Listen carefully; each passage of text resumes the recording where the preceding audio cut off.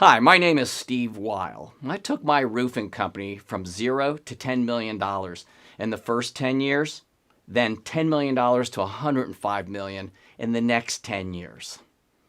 Now, you can Google my name and you'll find out I'm for real. I sold my company for more money than I can ever spend, and now I teach a repeatable, a trainable, a proven successful sales and business process to others who are ready to get out of their comfort zone and want to grow their company. Here goes. So let's start with the easy fixes. You might get a better understanding why I partnered with Hearth. So let's start with 6 mistakes when selling financing. I'll start by simply listing the 6 mistakes, and then I'll go back and give you some techniques on how you can fix those mistakes. So mistake number 1. We call it the money conversation. That is, not having a money conversation prior to the quote. You have to understand there's a difference between a cash buyer and a payment buyer.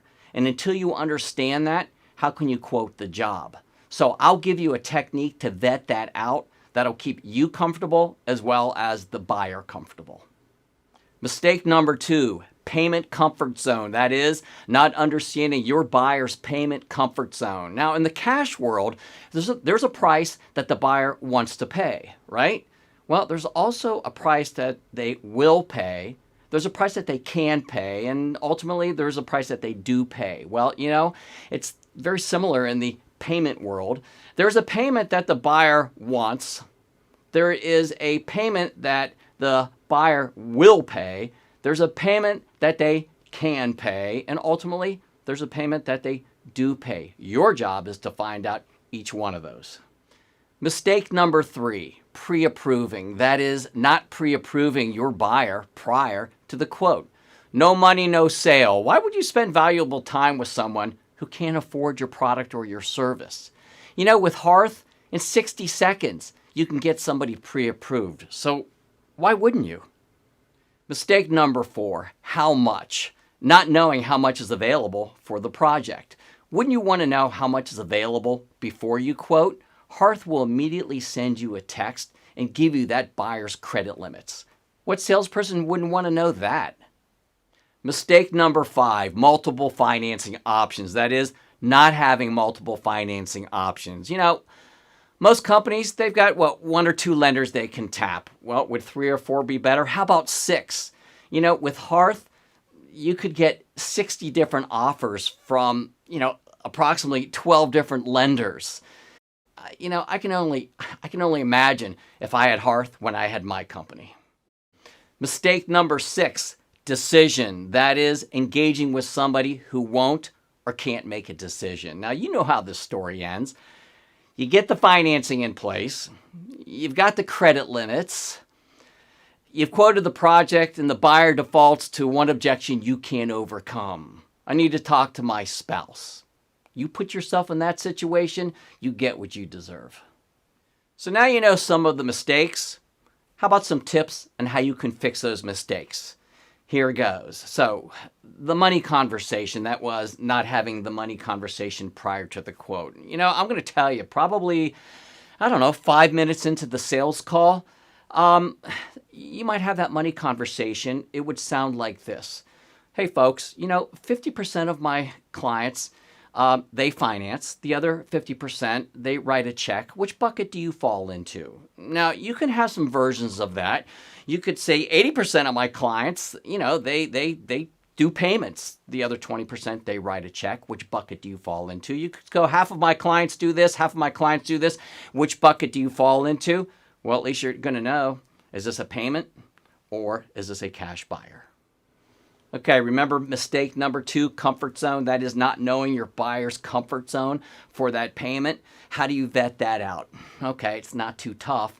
It might sound like this. So folks, how about we talk about your payment comfort zone? Now some of my clients, they're in that $200 to $300 range. Others are thinking $300 to $400. Other things $400 to $500. Now, I wouldn't presume to know what your comfort zone is, but maybe you can share with me. Help me understand, what should we be looking at?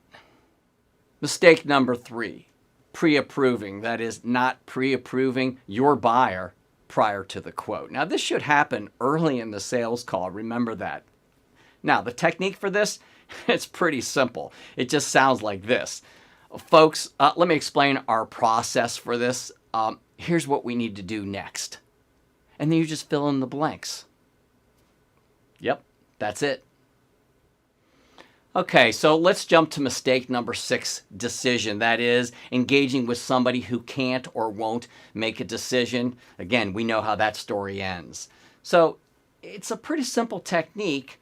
Early in the sales call, you might simply ask the question, so Mary, who besides yourself is involved in this decision?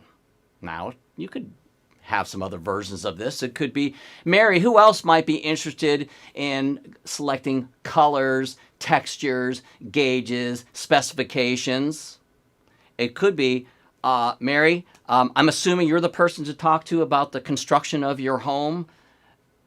Well, she's going to correct you otherwise. So you're vetting out who are the other players, who are the other decision makers. At the same time, you're protecting the buyer's okayness. Isn't that the number one thing that we should be doing throughout that sales call? In less than 5 minutes, you learn some simple things that could be the difference between winning and losing the sale. And you know what? We've barely scratched the surface. Now, my question to you, does your company have a proven successful, repeatable, trainable sales process? Do your salespeople struggle with what to say or do when it comes time to close? Are you getting too many let me think about it at the end of the sales call and you don't know how to fix that? I can help. Maybe you're a business owner and you want to learn, how do I hire my next sales superstar? Or how do I generate leads? Or maybe you want to know the things that you have to do today to be able to sell your company in the future. Roofing, remodeling, home improvement, really anyone or any company that find themselves selling at the kitchen table. You know, you could spend 25 years and figure out some of this on your own, or you could tap into my 25 years and shortcut that path. I'm Steve Weyl, sales trainer, business coach.